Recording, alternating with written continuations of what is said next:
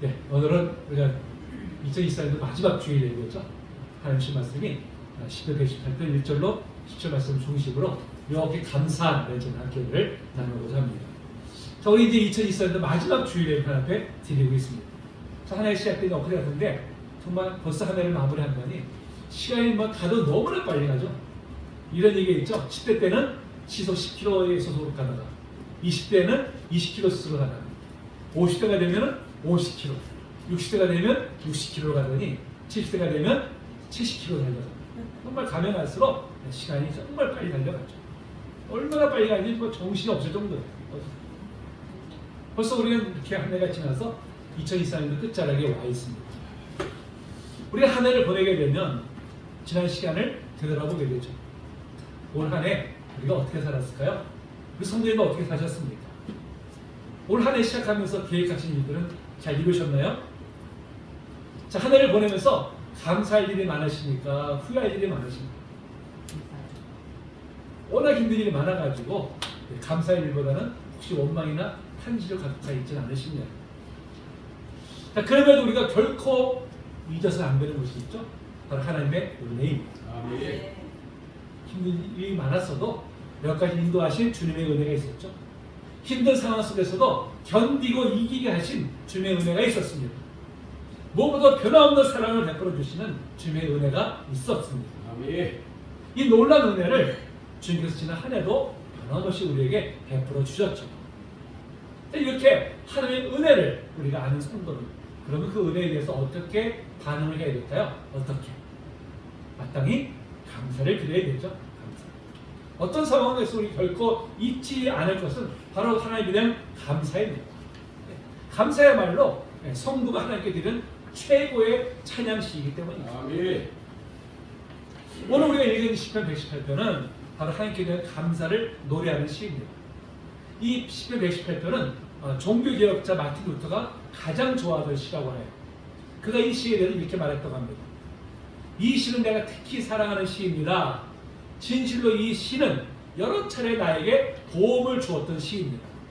이 시는 황제도 군왕들도 지혜자도 모사도 성직자들도 나를 도우려 하지 않았을 때 많은 고통으로부터 나를 건져 주었던 시입니다.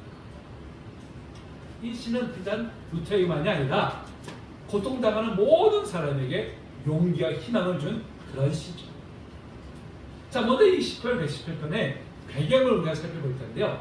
여러 가지 견해가 있지만 그 중에 가장 지지를 받는 견해가 뭐냐면 바로 바벨론 포로에서 귀환한 이스라엘 백성들이 성전을 재건할 때 터를 닦은 후에 드린 감사의 찬양이다 라는 견해가 가장 지배적입니다. 자, 에스라 3장 11절 말씀이죠. 같이 한번 읽어볼까요? 시작! 찬양으로 화답하며 여호와께 감사하여 이르되 주는 지극히 선하심으로 그의 인자하심이 이스라엘에게 영원하시도다 하니 모든 백성이 여호와의 성전 기초가 놓임을 보고 여호와를 찬송하며 큰 소리로 즐거이 부르며 아멘. 이 말씀이 오늘 우리가 읽은 시편 118편과 굉장히 유사하죠. 그래서 아마 이제 이때가 그 배경일 것이다 라고 이제 추정을 합니다. 자, 이 바벨론 포로로 끌려갔다가 극적으로 귀환한 이스라엘 백성들은 가장 먼저 하나님의 성전을 재건하는 일을 시작을 합니다. 왜? 하나님께 예배함이 삶의 가장 우선순위이기 때문에. 그렇죠? 그러나 성전을 재건하는 일이 결코 쉽지 않았습니다. 순탄하지 않았습니다. 자, 지금 이스라엘은 어떤 상태입니까? 나라를 잃어버린 상태예요. 포로에서 돌아온 사람들이 성전을 재건할 만한 뭐 재물이 있었겠습니까? 무슨 힘이 있었겠습니까? 게다가 이스라엘을 호시탐탐 노리고 있는 주위의 대적들이 즐비했었어요. 같은 동족이었던 사마리아 사람들만이 아니라 주변의 에돔이라든지 모압이라든지 암몬 족속들이 이스라엘이 성전을 재건하는 것을 결코 탐탁하게 여기지 않았습니다. 왜? 성전을 재건하면 다시 이스라엘이 힘을 갖게 되지 않을까 우려했기 때문이죠. 그래서 이 모양 저 모양으로 방해 공작을 펴기도 했습니다. 이렇게 주변을 둘러싼 환경이 참으로 힘들고 어려운 그런 상황임에도 그들은 성전을 재건하는 일을 결코 멈추지 않았습니다. 그리고 이제 그 터를 놓으면서 하나님 앞에 이제 감사의 찬양을 올리고 있는 것이죠. 왜? 왜 이 어려운 상황 속에서도 하나님 앞에 감사의 찬양을 올리고 있을까요? 바로 포로에서 돌아오게 해주신 하나님의 은혜가 있기 때문이죠. 아멘. 여러분, 우리가 처한 환경이 아무리 어렵고 힘들어도 하나님께 감사를 드리는 이유가 무엇일까? 그 연유가 무엇일까? 바로 죄에서 구원해 주신 하나님의 은혜가 있기 때문이죠. 영원한 형벌에서 영원한 생명을 이끄신 하나님의 은혜가 있기 때문입니다. 아멘. 하나님의 자녀요 하나님의 백성으로서 우리를 이끌어 주신 은혜가 있기 때문이죠. 그렇기 때문에 우리는 어떤 환경에 놓일지라도 결코 감사를 잊지 말아야 할 줄로 믿습니다. 아멘. 특히 지금같이 정말 힘든 상황일수록 우리는 하나님께 대한 감사를 잊지 말아야 됩니다. 하나님께서 반드시 감사하는 성도에게 감사하기 더욱 넘치게 하시기 때문이죠. 아멘. 자, 이 본문을 살펴보면서 주님을 나누도록 할 텐데요. 자, 시인은 이제 공동체를 향해서 하나님께 감사드릴 것을 권고하고 있죠. 자, 1절에 뭐라고 합니까? 여호와께 감사하라. 이 감사라는 것이 히브리어로 호두인데요. 찬양하라는 의미를 담고 있습니다. 찬양하라. 자, 감사는 무엇으로 나타나요? 하나님에 대한 찬양입니다. 찬양으로 나타날 것임을 의미하는 것이죠.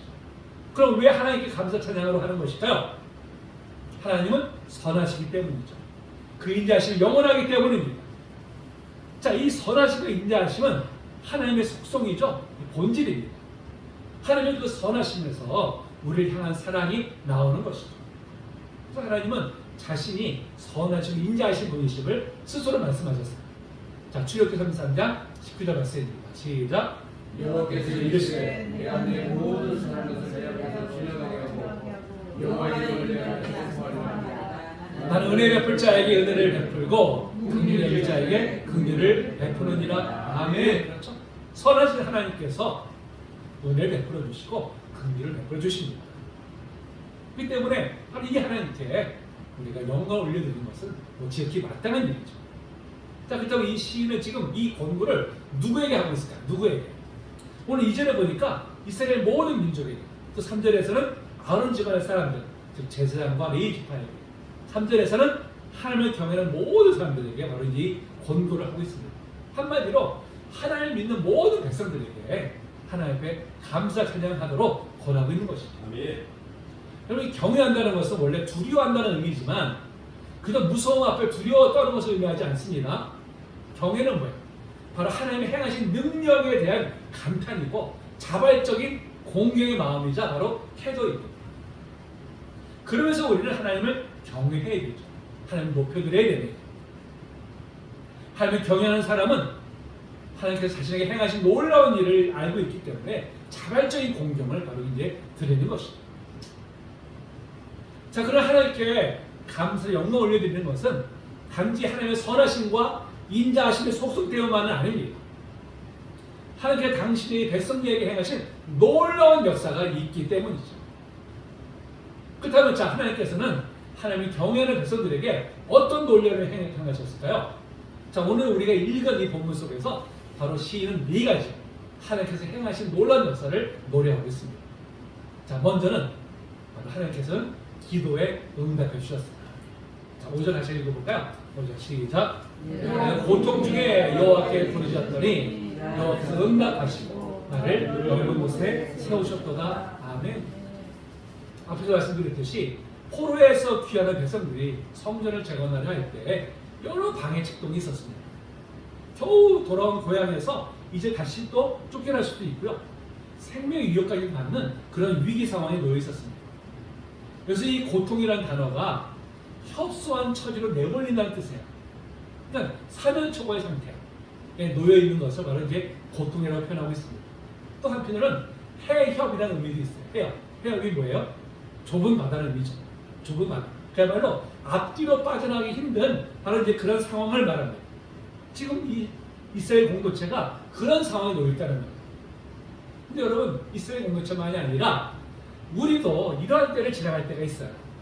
인생을 살아가다 보면 정말 이러지도 저러지도 못하는 상황, 이 사태를 해결하려고 아무리 애를 써도 해결책이 보이지 않는 그런 막막한 상황에 놓일 때가 있습니다. 평소에는 간이라도 내어줄 듯 했던 사람들도 정작 이런 상황에 처해야 되면 언제 그랬냐는 듯이 외면하기도 합니다. 가장 신뢰하는 사람들조차 외면하는 그런 일들이 일어나죠. 여러분 우리가 오늘 한 해 살아오면서 혹시 이런 상황에 우리가 처하지는 않았습니까? 그럼 그때 어떻게 하셨어요? 그럼 어떻게 우리가 그런 위기에서 벗어날 수 있을까요? 이렇게 좌우사방이 꽉 막혀 출구가 보이지 않는 그런 상황에 놓인 이스라엘은 어떻게 했을까요? 그들은 바로 오직 선하시며 인자하심이 풍성하신 바로 하나님만을 의지하면서 간절히 부르짖었습니다. 하나님께만 소망을 두고 간절히 기도한 것이죠. 여러분 이렇듯이 아무런 소망이 없다고 생각될 때 우리는 어떻게 해야 될까요? 하나님 앞에 간절히 부르짖어야 되죠. 아멘. 혹자는 말합니다. 하나님께서 기가 먹으셨습니까? 꼭 그렇게 부르짖어야만 하나님께서 응답하십니까? 이렇게 말하는 분도 있지만 여러분 절망적인 상황에 놓이게 되면요 자연히 부르짖게 되어 있어요. 너무나 간절한데 어찌 부르짖지 않을 수가 있겠습니까?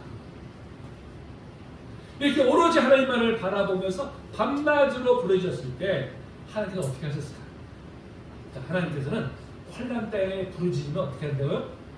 응답하시되 약속하셨죠. 자, 시편 50편 15절 말씀입니다. 시작. 환난 날에 나를 부르라. 내가 너를 건지리. 내가 나를 영화롭게 하리로다. 아멘. 하나님 분명히 약속하셨어. 환난 내 처해 있냐? 나한테 부르짖어라. 내가 반드시 응답하겠다고 약속하셨습니다. 그래서 이스라엘이 이 부르짖는 간구에 하나님께서 오늘 5절 하반절에 보니까 뭐라고 말씀합니까? 여호와께서 응답하시고 나를 넓은 곳에 세우셨다고 이제 노래하고 있습니다. 아멘. 이 좁디 좁은 해협에서 도저히 출구조차 보이지 않는 듯한 그런 상황에 처했던 이스라엘을 하나님께서 어떻게 해요? 넓은 곳으로 인도하심으로 응답을 해주셨어요. 아멘. 자, 그렇다면 이 넓은 곳에 세우셨다는 것은 뭘 의미할까요? 넓은 곳에 세우셨다는 것은 바로 첫째는 마음의 평안을 주시는 응답을 의미합니다. 사고로 꽉 막혀서 출구가 도저히 보이지 않았을 때 우리는 두려움에 가득 차잖아요. 두려움에 떱니다. 그런데 간절히 부르짖었더니 어떻게 했어요? 마음의 평안을 주신 것이죠. 하나님께서는 우리의 삶에 놓여있는 문제를 해결하기 전에 먼저 우리의 안에 평안을 허락해 주십니다. 아멘. 우리는 마음이 급하잖아요. 문제 해결되기를 우리가 원하지만 그보다 우선은 우리의 마음에 평안을 갖는 것이죠. 감리교의 창시자인 그 영국의 찰스 웨슬리 목사가 하루는 이제 서리에 창문을 열어놓고 쉬고 있었습니다. 그때 매에 쫓기던 작은 새가 피할 걸 찾아가지고 이 서재로 날아들었습니다. 그 서재 안에 몇 바퀴 돌면서 푸석거리더니 찰스 목사님이 옷자락으로 확 기어 들어오는 거예요. 찰스 목사님이 움직이지 않고 새를 이렇게 딱 품어주었습니다. 두려움에 헐떡이던 새가 곧 이제 평안해졌어요. 매가 이제 멀리 간 것을 확인한 이 찰스 목사님이 이제 새를 다시 이제 내보냈습니다. 그때 시가 한 편 떠올랐어요. 그래서 그 시를 가지고 만든 찬송이 바로 찬송가 388장입니다. 가사만 볼까요? 가사. 제가 낭독하겠습니다. 비바람이 칠 때와 물결 높이 일 때에 살아나는 우리 주 나를 품어주소서. 풍파 지나가도록 나를 숨겨주시고 안식 얻는 곳으로 주여 인도하소서. 나의 영혼 피할 때 예수밖에 없으니 혼자 있게 마시고 위로하여 주소서. 구주 의지하고 도와주신 비오니 할 수 없는 죄를 주여 보호하소서. 아멘. 네. 두려움에 떨는 새를 품으면서 찰스 웨슬리 목사님은 언제나 자신을 품으시면서 평안을 주시는 바로 그 하나님을 떠올렸죠. 그래서 이 찬송시를 짓게 된 것입니다. 하나님 불안에 떠는 우리가 기도할 때 바로 그 두려움을 떠는 우리를 사랑으로 품어주십니다. 우리에게 참 평안을 허락해 주십니다. 아멘. 지난해에도 우리를 두렵게 하는 것들이 있었습니다. 하지만 하나님께서 우리를 넓은 품에 안아주시고 우리를 꼭 품어주셨습니다. 그로 인해 우리는 평안을 누리게 되었습니다. 우리를 힘들게 하는 그런 일들도 있었지만 이 약속의 말씀대로 하나님께서 우리의 기도에 응답해 주셔서 여기까지 인도해 주셨습니다. 아멘. 여러분 어려움 중에 있을 때 하나님께 간절히 부르짖으세요. 반드시 응답해 주실 줄로 믿습니다. 아멘. 자, 둘째는 하나님께서 항상 우리 편이 되어주셨어요. 자, 6절 7절을 보니까 여호와는 내 편이시라. 7절에서 여호와께서 내 편이 되사라고 이제 고백하고 있죠. 지금 계속해서 어떻게 해요? 반복해서 말하고 있잖아요. 반복하는 건 무엇입니까? 그만큼 중요하다는 것이죠. 중요하다는 것을 의미합니다. 그럼 하나님 내 편이 되어주실 때 어떤 유익이 있을까요? 어떤 그 배재현이라는 작가가 쓴 나는 가끔 엄마가 미워진다 이런 책이 있어요. 네, 이 책의 부제가 뭐냐면 상처받는 줄 모르고 어른이 된 나를 위한 심리학. 이게 책의 부제입니다. 이 책에 이런 내용이 있어요. 말명이 터지면서 속마음이 조금씩 드러나기 시작했습니다. 언제부터인가 제가 이 세상에 혼자인 것만 같고 비참했어요. 그런데 어린이가 생각해 보니 우리 가족은 내가 힘들 때 공감이라는 것을 전혀 해주지 않았던 것 같아요. 자식이 힘들어하면 먼저 내 딸의 마음을 알아주고 편도 들어주고 해야 하지 않나요? 그런데 한 번도 내 편을 안 들어줬어요. 엄마에게 너무 화가 나요. 이런 내용입니다. 여러분 인생에서는요, 내 편 한 명만 있어도 그 상처를 잘 만지면서 살 수 있잖아요. 그런데 이 작가는 내 편이 하나도 없었다고 지금 고백하고 있습니다. 적어도 가족 중에 한 엄마라도 내 편이 되어줘야 되는데 그렇지 않으면 상처를 받아. 그래서 엄마에게 너무 화가 난다고 말하고 있습니다. 여러분 이처럼 누군가 한 사람이라도 정말 전적으로 내 편이 되어주는 것만큼 힘이 되는 것이 없어요. 가족이든 뭐 친구든 뭐 주변인이든 누군가 전적으로 내 편이 되어줄 때 우리는 위로를 받고 힘을 얻습니다. 근데 하물며 천지를 지으신 하나님께서 내 편이 되어주신다면 아멘. 여러분 그보다 더 큰 위로가 어디 있겠습니까? 아멘. 더 큰 힘이 어디 있겠습니까? 여러분 하나님이 누구 편이에요? 내 편이세요. 내 편이 되어주십니다. 다른 사람 다 나를 몰라도 때로 나를 외면할지라도 심히 나를 비판할지라도 하나님 나를 아시고 내 편이 되어주십니다. 아멘. 여러분 이보다 더 힘이 되고 이보다 더 행복한 일이 어디 있겠습니까? 이렇게 하나님께서 내 편이 되어주실 때 자 어떤 일이 일어날까요? 어떤 일? 바로 두려움이 사라집니다. 신은 하나님께서 내 편이 되어주시니까 대적자들이 자신을 해치지 못할 뿐만 아니라 자신을 대신해서 하나님께서 그들에게 보호하신다고 말하고 있어요. 이제 하나님이 내 편이 되어주실 때 그 누구도 나를 해치지 못합니다. 나를 넘어뜨리지 못하죠. 이를 확신할 때 바로 두려움이 사라지게 되죠. 평안을 누리게 되는 것입니다. 그러고 하나님이 내 편 되심을 알고 하나님을 의지할 때 어떤 두려움도 이길 수가 있습니다. 아멘. 어려운 환경이나 문제보다 크신 하나님께서 내 편 되심을 믿을 때 바로 우리는 두려움이 사라지고 문제를 이길 수 있는 능력을 받게 되는 것이죠. 그래서 자 다윗도 이렇게 고백하고 있죠. 시편 27편 1절입니다. 시작. 여호와는 나의 빛이요 나의 구원이시니 내가 누구를 두려워하리요. 여호와는 내 생명의 능력이시니 내가 누구를 무서워하리요. 아멘. 다윗은 하나님의 내 편이시기 때문에 결코 두려워하지 않는다고 노래하고 있습니다. 자신의 해치를 달려드는 원수들이 몰려와도 결코 두려워하지 않는다고 말하고 있죠. 이제 하나님의 내 편이심을 믿을 때 두려움이 사라집니다. 아멘. 여러분 세상보다 크신 분이 누구예요? 하나님이세요. 권력이나 재물이나 환경보다 크신 분이 누구예요? 하나님이십니다. 아멘. 그 하나님이 내 편에 계시는데 무엇이 두렵겠습니까? 지난 한 해도 하나님께서 변함없이 내 편에 계셔 주셨어요. 아멘. 그 은혜로 우리는 하나님 안에서 견디고 버팀으로 여기까지 올 수가 있었습니다. 항상 내 편이 되어주신 하나님께 정말 감사로 영광 올리는 제 여러분 되시기를 축복합니다. 아멘. 자, 셋째로 하나님 우리의 피난처가 되어주십니다. 자, 8절 9절에 보니까 여호와께 피하는 것이 또 9절에서도 여호와께 피하는 것이라고 했어요. 여호와께 피하는 것은 뭘 말합니까? 하나님을 피난처로 알고 여호와를 찾는 것을 의미하죠. 세상은 사람을 의지하라고 말합니다. 돈을 의지하라고 말합니다. 권력을 의지하라고 말합니다. 그래서 어떤 문제가 발생하면 우선 도움을 줄 수 있는 사람을 찾아 나서죠. 돈을 움켜쥐려고 하고 권력을 찾아 나섭니다. 근데 사람도 돈도 권력도 결코 의지할 대상이 못 됩니다. 항상 내 편이 되어준 것이 아니잖아요. 내 편이 않던 사람이 오히려 반대편에 서는 경우도 종종 있어요. 오직 결코 변함이 없으시고 신실하시며 전능하신 하나님만이 바로 우리의 피난처가 되십니다. 아멘. 시편 62편 7절 8절 이렇게 시인은 노래하고 있어요. 읽어볼까요? 시작. 나의 나의 구원과 영광이 하나님께 있으며 내 힘의 반석과 피난처도 하나님께 있도다. 백성들아 시시로 그를 의지하고 그 앞에 마음을 토하라. 하나는 우리의 피난처시로다. 아멘. 다윗이 그 누구도 의지할 대상이 없을 때 오직 하나님만이 피난처가 되심을 노래하고 있습니다. 여러분 그렇습니다. 하나님만이 우리의 참된 피난처가 되시죠. 그 네덜란드의 이제 코리 텐 분 여사라는 분이 있어요. 이분이 2차 세계대전 중에 나치 수용소에서 무려 40일 동안 독방에 갇혀 있게 되었습니다. 그러니까 죄수들이 가장 무서워하는 것이 바로 독방에 갇히는 거예요.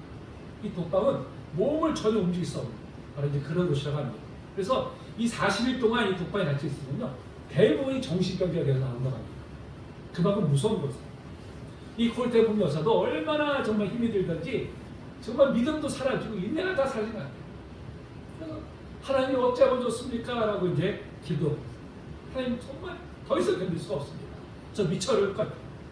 힘도 없고 믿음 다 사라졌습니다. 하나님 어찌하면 좋습니까? 라고 이제 기도했어요.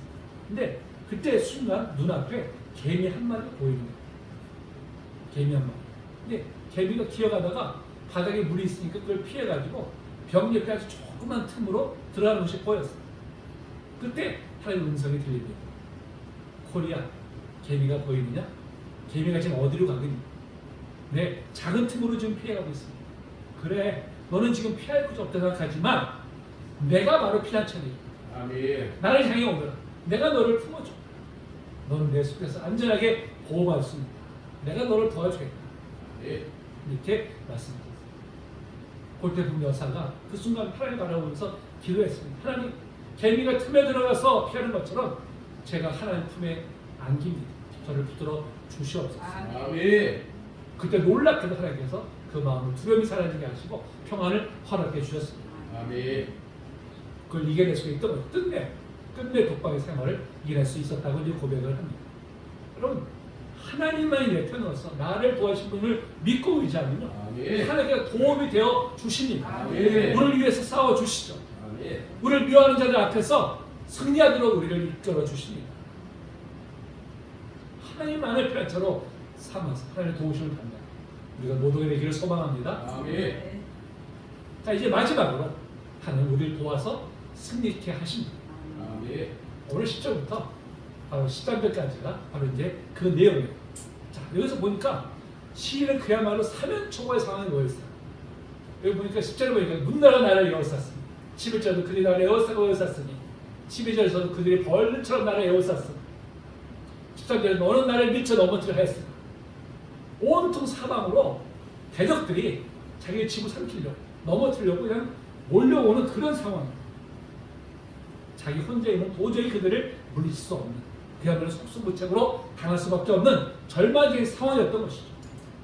그러나 그때 시인은 뭐라고 얘기합니까? 여호와의 이름으로 대적자들을 끊어낼 것이라고 말합니다. 자, 여호와의 이름은 뭘 말할까요? 자, 이름 뭐예요? 이름. 바로 그 대상의 속성을 의미하죠. 속성. 여호와의 이름은 뭘 말합니까? 바로 여호와의 속성을 의미하는 것입니다. 전능하시고 전지하시고 당신의 백성에게 하나는 자비를 베푸시지만 대적자들은 반드시 심판하시는 그런 하나님을 가리키죠. 그래서 이 여호와의 이름으로 대적자를 끊어낸다는 것은 바로 시인이 가지고 있는 유일한 무기가 뭐예요? 하나님의 이름이라는 거예요. 하나님의 이름. 오직 하나님의 이름을 붙들고 내가 대적과 맞서 싸우겠다는 것입니다. 그때 어떻게 해요? 하나님께서 도우셔서 승리케 하신다고 고백하고 있습니다. 시인은 결코 군사의 수나 무기를 의지하려고 하지 않았어요. 주변의 강력을 의지하려고 하지 않았습니다. 두려워하며 뒤로 물러서지도 않았어요. 오직 하나님의 도우심만을 의지하면서 담대히 대적과 맞서 싸웠습니다. 그때 하나님께서 도우셨어요. 승리케 하셨습니다. 도저히 불가능했던 그런 상황에서 하나님의 도우심으로 대적들을 물릴 수 있었던 것이죠. 여러분, 그 누구의 도움조차 기대하기 어려운 저렇게 절망적인 상황이었지만 내 편이 되어시 하나님만을 의지하면서 하나님을 신뢰하며 적과 맞서 싸울 때 바로 그 믿음대로 응답을 해주신 것입니다. 여러분, 우리도 우리 힘으로 도저히 해결할 수 없는 문제에 봉착할 때가 있잖아요. 너무나 힘든 환경에 우리를 짓는 때가 있습니다. 그럴 때 우리가 해야 될 일은 무엇이죠? 하나님께 부르짖는 것이 말씀드렸습니다. 그러면 부르짖었으면 어떻게 해야 될까요? 부르짖었으면 그냥 그 자리에 가만히 있으면 됩니까? 아니죠. 믿음대로 행동에 옮겨야 되죠. 여러분, 상황 앞에 두려워 떨지만 말고 담대히 상황과 맞서서 싸워야 됩니다. 아멘. 기도하고서도 두려워 떨고 있으면요 결코 문제는 해결되지 않아요. 기도했으면 하나님께 도우실 것을 믿고 담대히 맞서 싸워야 되죠. 아멘. 그럴 때 하나님께서 앞을 열어주십니다. 아멘. 이스라엘이 가나안 땅에 들어갈 때 그 앞에 요단강이 넘치려고 했었어요. 여호수아 하나님께 하나님 이 요단강을 건너게 주시옵소서 간구했을 때 하나님께서는 먼저 언약궤를 맨 제사장들이 요단강으로 들어가라 라고 명하시죠. 요단강이 갈라지 않았음에도 불구하고 들어가라고 명하신 것입니다. 차치 요단강의 거센 물결에 휩쓸려서 떠나갈 수 있는 그런 상황이었지만 제자들이 믿음으로 제사장들이 믿음으로 요단강에 발을 탁 들었습니다. 어떻게 일어났습니까? 놀랍게도 물이 그치고 강이 갈라진 역사가 아멘. 일어났죠. 이로 인해서 이스라엘 백성들은 걸어서 요단강을 건너가 가나안 땅으로 들어갈 수가 있었습니다. 여러분 이처럼 하나님의 역사는 바로 믿음으로 나아갈 때 일어납니다. 아멘. 믿음으로 발을 들어왔을 때 요단강이 갈라진 것처럼 아멘. 우리 앞에 놓여있는 요단강 같은 그런 상황도 믿음으로 나아갈 때 아멘. 갈라지는 역사가 일어날 것입니다. 아멘. 하나님께서 저는 한 해도 믿음으로 나아가는 우리를 도우셨어요. 우리 승리케 하셨습니다. 도저히 우리 힘으로 해결할 수 없었던 그런 문제들을 해결해 주셨어요. 아멘. 그 은혜로 우리가 여기까지 올 수 있게 된 줄로 믿습니다. 실은 이처럼 자신을 둘러싼 대적자들로 인해서 절망할 수밖에 없었던 그런 상황에 놓였지만 그 상황에서 극적으로 구해주시는 하나님의 은혜를 찬송합니다. 그게 바로 10절부터 16절까지 바로 이 말씀이죠. 여호와의 능력과 찬송이시여 나의 구원이 되셨도다. 기쁜 소리로 하나님의 구원의 찬송을 올려드린다고 이제 고백을 하고 있죠. 그리고 오른손은 뭐야? 바로 능력을 의미하죠. 하나님의 능력이 자신을 둘러싼 젊은이 상황에서 건져주셨음을 찬송합니다. 예. 여러분 한 해의 은혜라는 사람은 어떻게 해야 돼요? 마땅히 하나님 앞에 감사로 찬송을 드려야 되죠. 너무나 그 마땅한 것입니다. 근데 여기서는 그치잖아요. 자 17절에 뭐라고 합니까? 내가 죽지 않고 살아서 여호와께서 하시는 일을 선포하겠다고 노래하고 있습니다. 아멘. 고백하고 있죠. 바로 하나님의 은혜에 대한 감사는 바로 널리 하나님의 은혜를 전파하는 것으로 나타납니다. 어떻게 전파할까요? 예배와 전도로서 전파. 하나님 앞에 드린 예배 드리는 것은요 바로 하나님께서 우리에게 베풀어 주신 이 놀라운 그의 은혜를 선포하는 거예요. 이 예배 자체가. 아멘. 또한 전도는 무엇입니까? 나에게 행하신 이 놀라운 은혜를 널리 주변의 사람에게 전하는 것이죠. 구원의 하나님을 증거하는 것입니다. 나에게 행하신 이 놀라운 은혜를 바로 예배와 전도로서 선포합니다. 우리가 모두 얘기를 소망합니다. 아멘. 이 말씀을 마칠 텐데요. 지난 한 해도 우리를 둘러싸고 있는 환경은 참으로 힘들고 어려웠습니다. 평탄한 때가 없어요. 하지만 하나님께서 우리의 기도에 응답해 주셨어요. 아멘. 대표인 되어주셨습니다. 피난처가 되어주셨고 아멘. 끝내 승리케 하셨습니다. 이 모든 것이 바로 하나님의 전적인 은혜이죠. 아멘. 여러분 어떻게 이 은혜에 어떻게 반응하시겠습니까? 어떻게 감사로 영광을 올려드리는 것이 마땅하지 않겠습니까? 여러분 우리가 감사로 영광을 돌려드릴 때 하나님께서는 우리 삶에 감사가 더욱 넘쳐나게 하십니다. 아멘. 놀라운 은혜 감사 찬양으로 영광을 올려드립니다. 우리 성도이 되시기를 주님의 이름으로 축복합니다. 아멘. 네.